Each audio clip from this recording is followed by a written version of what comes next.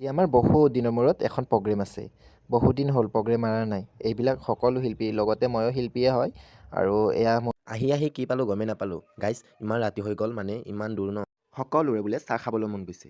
সেয়ে হেনো বেগ দি দিলে অকণমান। এতিয়া আমি চাহৰ দোকানত যাম। মই আকৌ চিঙৰা দেখিলে মিঠাৰ লোভ নাযায়। মই মিঠা নাখাওঁ, সেইকাৰণে চাহ লৈছোঁ আৰু চিঙৰা লৈছোঁ। আপোনালোকে চাই থাকিব দেই ভিডিঅ'টো। এইটো মই চাহ খাইছোঁ, চাচোন। চিপছটো মই দেখা পাই ৰ'বই নোৱাৰিলোঁ, লৈ ল'লোঁ নহয় দুটা। আহি পালোঁ নহয় ছাগেলীজাৰ।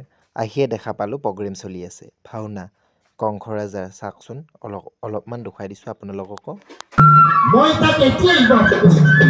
মহাৰাজ, অষ্টম সন্তান যে পুত্ৰ নহয়, কন্যাহে।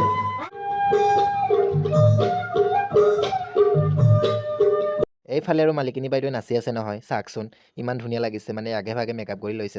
এইফালে আৰু মোক কেনেকুৱা লাগে ফাইনেল লুকটোত ক'বচোন। মানে নাটিকাৰ কাৰণে ওলাই আছোঁ, মেকআপ মাৰি আছোঁ। ফাইনেল লুকটো দেখুৱাই দি আছোঁ পিছত। এইটো হৈছে মোৰ ফাইনেল লুক। কেনেকুৱা লাগিছে কমেণ্ট এটা কৰি জনোৱাচোন। এই আৰু নাটকৰ কাৰণে সাজু।